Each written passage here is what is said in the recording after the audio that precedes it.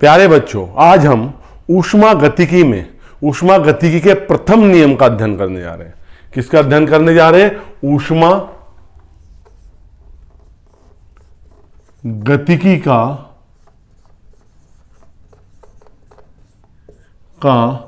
प्रथम नियम। बहुत इंपॉर्टेंट टॉपिक है। आगे जितनी भी हमारी भौतिकी चलनी है ऊष्मागतिकी पे इसी नियम के इर्द गिर्द चलनी है, तो इसे बहुत ध्यान से समझेंगे। ऊष्मा जो गतिकी का प्रथम नियम है, इसके अनुसार जब किसी निकाय को ऊष्मा दी जाती है, तो दी गई ऊष्मा निकाय द्वारा किए गए कार्य तथा उसकी आंतरिक ऊर्जा में वृद्धि के बराबर होती है। जब भी आप किसी निकाय को ऊर्जा देंगे तो जो निकाय को ऊर्जा दी जाएगी वो किस में होगी? निकाय द्वारा किए गए कार्य तथा उसकी आंतरिक ऊर्जा में वृद्धि के योग के बराबर होती है। यह क्या कहलाता है? ऊष्मागतिकी का प्रथम नियम कहलाता है। तो ऊष्मागतिकी के प्रथम नियम के अनुसार क्या है? दी गई ऊष्मा कितने भागों में प्रयुक्त हो रही है? 2 भागों में प्रयुक्त हो रही है। पहला, निकाय द्वारा बाह्य दाब के विरुद्ध कार्य में, और दूसरा निकाय की आंतरिक ऊर्जा में परिवर्तन करने में। मैं एक ऊष्मा दे रहा हूं किसी निकाय को, डीक्यू ऊष्मा। यह डीक्यू ऊष्मा 2 भागों में विभक्त हो रही है। कैसे विभक्त हो रही है? पहला भाग क्या है? पहले भाग को जब मैंने ऊष्मा दी तो क्या हुआ? जो डीक्यू था उसने क्या कहा कि पहला भाग कहां जा रहा है? निकाय द्वारा बाह्य दाब के विरुद्ध किए गए कार्य में, डीडब्ल्यू जो कार्य है वो डीडब्ल्यू। दूसरा भाग कहां जाएगा? निकाय की आंतरिक ऊर्जा परिवर्तन करने में। किसमें? निकाय की आंतरिक ऊर्जा परिवर्तन करने में। तो डीक्यू का मान किसके बराबर हो गया यहां पे? DW plus DU. यह ऊष्मागतिकी का प्रथम नियम है और यह ऊर्जा संरक्षण का नियम भी है। यह किसका नियम है? ऊष्मागतिकी का प्रथम नियम है और यह क्या है? ऊर्जा संरक्षण का नियम भी है। जब हम इस समीकरण को यूज करेंगे, हम जानते हैं यह किस में होती है? कैलोरी में होती है। यह जूल में होगा, यह कैलोरी में होगा, यह जूल में होगा। देखो, हमें जब इस समीकरण का प्रयोग करना है बच्चों, इसमें ध्यान क्या देना है कि डीक्यू, डीडब्ल्यू और डीयू एक ही मात्रक होने चाहिए। मतलब अगर एक जूल में है तो बाकी सब जूल में होने चाहिए। अगर कैलोरी में है तो सारे के सारे किस में होने चाहिए? कैलोरी में होने चाहिए। अगर आप इसे कैलोरी में रखोगे, इसको जूल में रखोगे, फिर तो प्रॉब्लम होनी। मतलब अगर डीक्यू और डीडब्ल्यू हम डीयू ले रहे हैं, या तो ये सारे जूल में हो या सारे किस में हो? कैलोरी में हो। दूसरी चीज, अगर ऊष्मा निकाय को दी जा रही है, दूसरा पॉइंट, ऊष्मा निकाय को दी जा रही है और ऊष्मा निकाय को दी जा रही है तो क्या होगा? डीक्यू क्या होगा बेटे? पॉजिटिव। ये न्यूमेरिकल में काम आएगा आपके। अगर निकाय ऊष्मा ले रहा है या निकाय को ऊष्मा दी जा रही है तो वो क्या होगी? डीक्यू क्या होगी? पॉजिटिव। यदि ऊष्मा निकाय से ली जा रही है, यदि निकाय से ऊष्मा क्या है? ली जा रही है, तो डीक्यू क्या हो जाएगा? नेगेटिव हो जाएगा।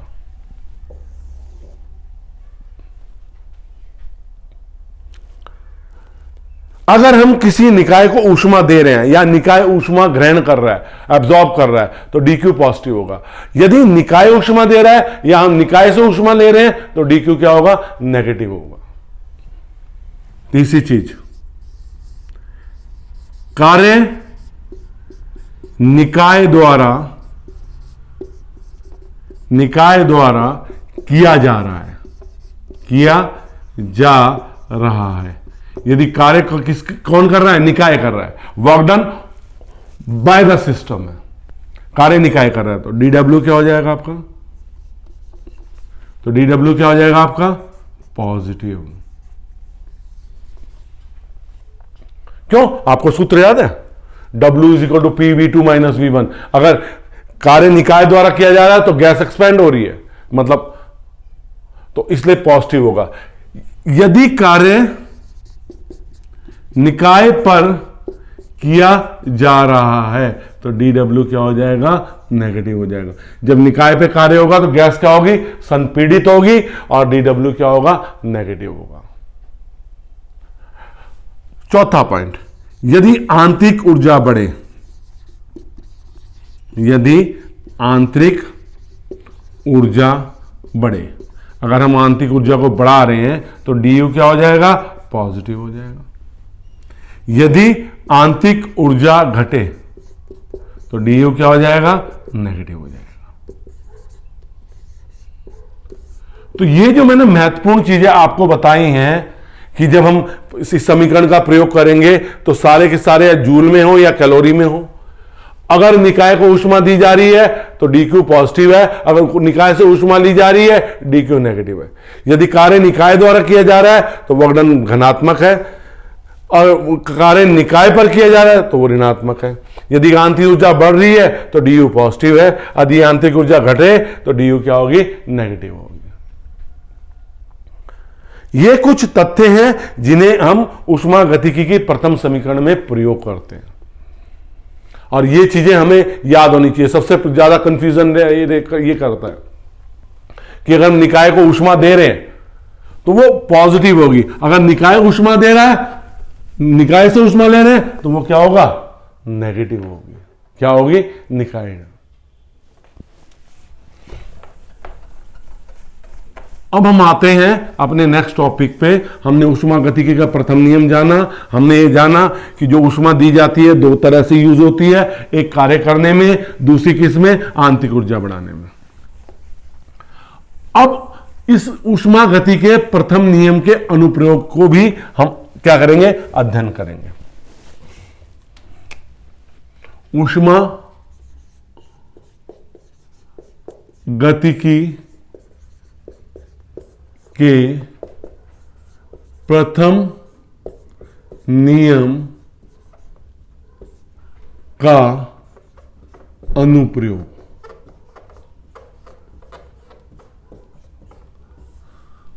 ऊष्मागतिकी के प्रथम नियम का अनुप्रयोग कैसे? बहुत सारे प्रक्रम है हमारे पास। हमने पिछले लेक्चर में एक बात करी थी चक्रीय प्रक्रम की। किसकी बात करी थी? चक्रीय प्रक्रम की, जिसे अंग्रेजी में क्या कहते हैं? Cyclic process.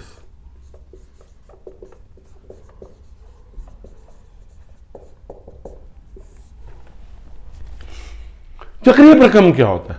जब कोई निकाय विभिन्न अवस्थाओं से गुजरता हुआ अपनी प्रारंभिक अवस्था में लौट आता है। जब कोई निकाय विभिन्न अवस्थाओं से गुजरता हुआ अपनी प्रारंभिक अवस्था में लौट आता है तो उस प्रक्रम को क्या कहते हैं? चक्रीय प्रक्रम कहते हैं। कैसा था इसका ग्राफ? जरा थोड़ा सा याद करो। ऐसे जाके और वापस जहां से गया था वहीं पे आ गया था। ऐसा ही था ना ग्राफ? तो जब ये जहां से चला वहीं पे वापस आ गया तो मतलब प्रारंभिक और अंतिम स्थिति एक होगी। जब प्रारंभिक और अंतिम स्थिति एक होगी तो आंतरिक ऊर्जा में परिवर्तन क्या हो गया? शून्य। क्योंकि आंतरिक ऊर्जा तो अवस्थाओं, प्रारंभिक अंतिम अवस्थाओं के पे निर्भर करती है। जब प्रारंभिक और अंतिम अवस्था एक ही है तो डी क्या हो गया? जीरो हो गया। ऊष्मागतिकी के प्रथम नियम से D Q is equal to क्या होता है? D W plus D U. तो D Q is equal to क्या हो गया? D W plus zero. तो D Q is equal to D W. इस समय जितनी भी ऊष्मा दी जाएगी वो कार्य करने में क्या होगी? यूज होगी। इस समय जितनी भी ऊष्मा दी जा रही है वो नेट किए गए कार्य के क्या होगी? बराबर होगी। हम दूसरे उसके बात करते विलगित निकाय। विलगित निकाय। क्या होता है? वह निकाय जो ना तो कोई कार्य कर सकता है, ना ही ऊष्मा का आदान प्रदान कर सकता है।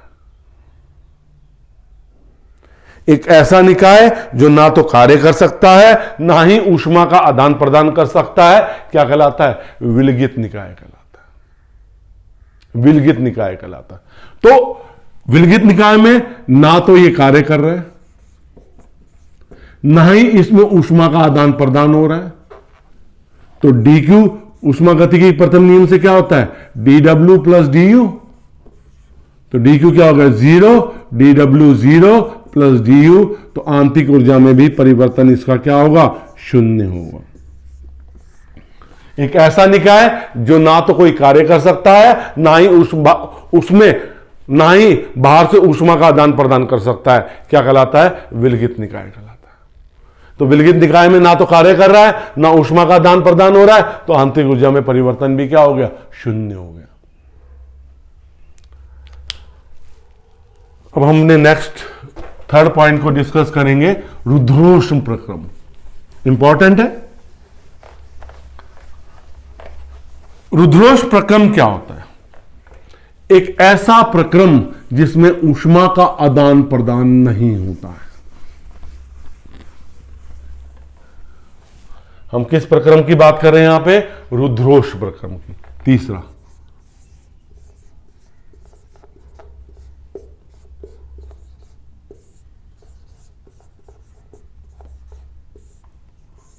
इसे कहते हैं एडियाबैटिक प्रोसेस। एडियाबैटिक प्रोसेस एक ऐसा प्रक्रम जिसमें जब एक ऐसे निकाय में जिसमें किसी भी प्रकार की ऊर्जा का आदान प्रदान नहीं होता, मतलब अंदर की ऊर्जा बाहर नहीं जा सकती, बाहर की ऊर्जा अंदर नहीं आ सकती, ऐसे प्रक्रम को क्या कहते हैं? रुद्रोष्म प्रक्रम। किसी निकाय में होने वाला, किसी निकाय तो हमें चाहिए, किसी निकाय, ऐसे निकाय जिसमें ऊष्मा का ना तो ऊष्मा अंदर से बाहर जा सकती, ना बाहर से अंदर आ सकती, क्या कहलाता है? रुद्रोष्म प्रक्रम कहलाता है। अब आप ऊष्मा तो दे ही नहीं रहे, ऊष्मा का आदान प्रदान तो हो ही नहीं रहा है, तो dq क्या हो गया? शून्य। हमारे पास समीकरण क्या होती है? dq is equal to du plus dw। तो 0 is equal to du plus dw। तो du का मान किसके बराबर हो जाएगा? Minus dw। अब इस पे देखो, अगर कार्य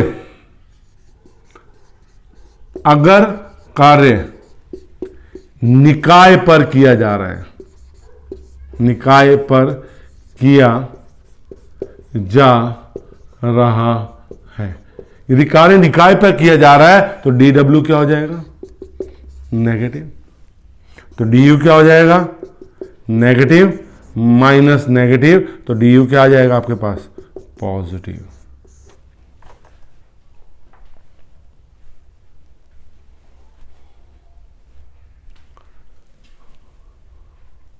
तो इसका मतलब जब कार्य निकाय पर किया जा रहा है रुद्रोष्म प्रक्रम में, तो आंतरिक ऊर्जा में वृद्धि होगी। यदि कार्य निकाय पर किया जा रहा है तो उसके कारण आंतरिक ऊर्जा में क्या हो जाएगी? वृद्धि हो जाएगी। यदि कार्य निकाय द्वारा किया जा रहा है, निकाय द्वारा किया जा रहा है, यदि कार्य निकाय द्वारा किया जा रहा है तो dw क्या हो गया? पॉजिटिव। अब du क्या हो जाएगा? नेगेटिव। पॉजिटिव, तो du आपका क्या आ जाएगा? नेगेटिव। यदि कार्य निकाय द्वारा किया जा रहा है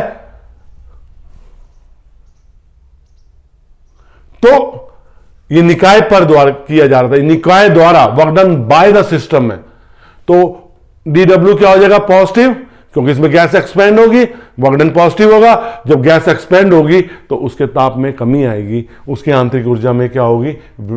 कमी आ जाएगी। आंतरिक ऊर्जा में क्या आएगी? कमी आएगी।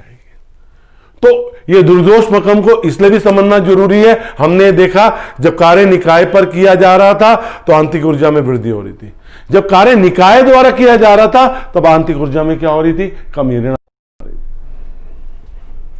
हम नेक्स्ट प्रक्रम की बात करेंगे, चौथा समतापी प्रक्रम। किसी निकाय का ऐसा प्रक्रम जिसमें ताप पूरे प्रोसेस के दौरान, पूरे प्रक्रम के दौरान नियत रहता है, हम क्या कहलाते हैं? उसे समतापी प्रक्रम कहते हैं। क्या कहते हैं उसे? समतापी प्रक्रम। कौन सा नंबर है ये? चौथा, समतापी प्रक्रम।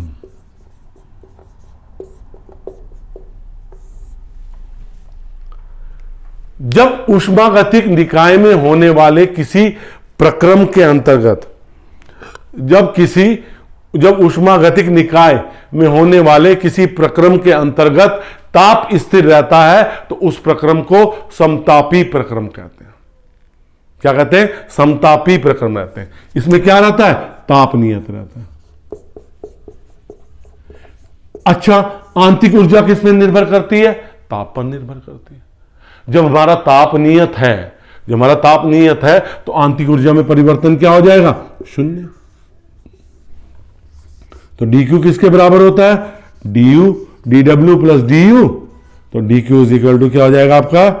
dw plus 0। तो dq is equal to dw। आप समझिए इस चीज को। मतलब एक ऊष्मागतिक निकाय में होने वाले किसी प्रक्रम के अंतर्गत अगर ताप नियत रहता है, ताप स्थिर रहता है, तो इस प्रक्रम को क्या कहते हैं? समतापी प्रक्रम कहते हैं। ताप स्थिर होने के कारण आंतरिक ऊर्जा में कोई परिवर्तन नहीं होता। dq is equal to dw plus du। यहां पे du का मान शून्य है, तो जितना भी ऊष्मा दी जाती है वो कार्य में यूज होती है, कार्य में व्यय होती है। पांचवा प्रक्रम आता है हमारा समआयतनिक प्रक्रम। समआयतनिक प्रक्रम।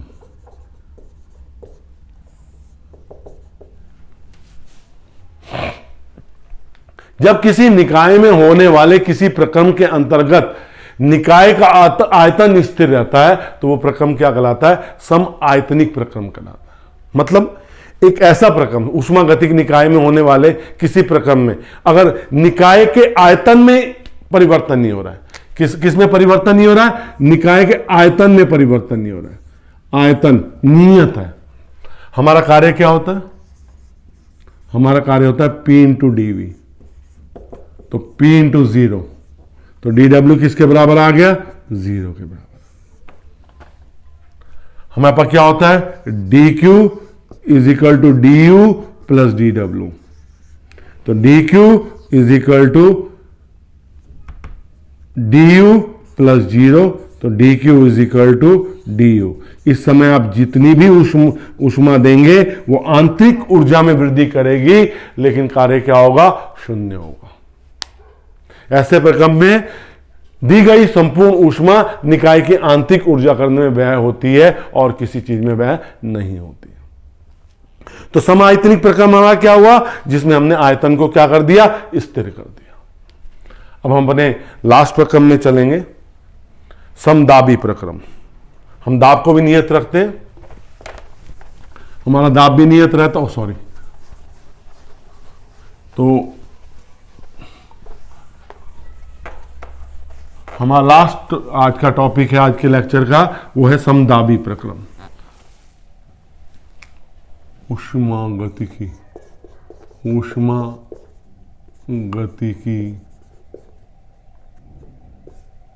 के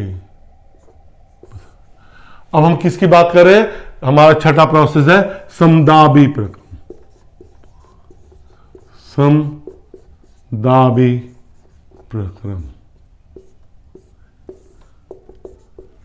एक ऐसा किसी निकाय में होने वाले किसी प्रक्रम के अंतर्गत अगर निकाय का दाब स्थिर रहता है, जब किसी निकाय में होने वाले किसी प्रक्रम के अंतर्गत निकाय का दाब स्थिर रहता है तो ऐसे प्रक्रम को समदाबी प्रक्रम कहते हैं।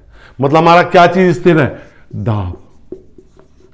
दाब स्थिर है, दाब जो है वो क्या है, P दाब स्थिर है। तो हमारा कार्य क्या होता है, dW P इंटू dV। हमारी ऊष्मागतिकी के प्रथम नियम से dW प्लस du, तो dQ is equal to P dV plus du। जितनी भी ऊष्मा दी जा रही है वो दो चीजों में हो रही है, वो कार्य करने में भी हो रही है और उसकी क्या कर रही है, आंतरिक ऊर्जा में भी वृद्धि कर रही है। आप सभी समीकरणें आपने देखी, केवल एक समदाबी प्रक्रम में जब हम दाब को नियत रखने लग रहे हैं तो उस प्रक्रम में कार्य भी हो रहा है और आंतरिक ऊर्जा में वृद्धि भी हो रही है जो ऊष्मा दी जा रही थी। नहीं तो किसी प्रक्रम में कार्य शून्य था, किसी प्रक्रम में आंतरिक ऊर्जा शून्य थी। तो केवल यह समदाबी प्रक्रम एक ऐसा प्रक्रम है जिसमें दी गई ऊष्मा कार्य भी हो रहा है और आंतरिक ऊर्जा में भी वृद्धि हो रही है। प्यारे बच्चों, मैं तो हर वीडियो के बाद यही कहता हूं बेटा, जो मैं अपनी तरफ से साधारण सरल भाषा का प्रयोग कर रहा हूं और आपको समझ में आ रही है तो बेटे मैं अपने मकसद में कामयाब हो रहा हूं। और आपको समझ में आ रही है तो मेरे बेटे वीडियो को लाइक जरूर बनता है, शेयर भी कीजिए उन बच्चों के साथ जिन बच्चों तक अभी वीडियो नहीं पहुंची है, क्योंकि जो स्प्रेडिंग करनी है वीडियो की वो आप लोगों ने करनी है। आप तक भी किसी से पहुंची है, आप भी आगे पहुंचा दीजिए। और अगर मेरे चैनल को सब्सक्राइब नहीं किया है बेटा, सब्सक्राइब जरूर कीजिए और इस ऊष्मागतिकी के प्रथम नियम को बहुत ध्यान से वीडियो समझिए, क्योंकि सारा चैप्टर आगे इन्हीं चीजों पे बेस्ड है। धन्यवाद।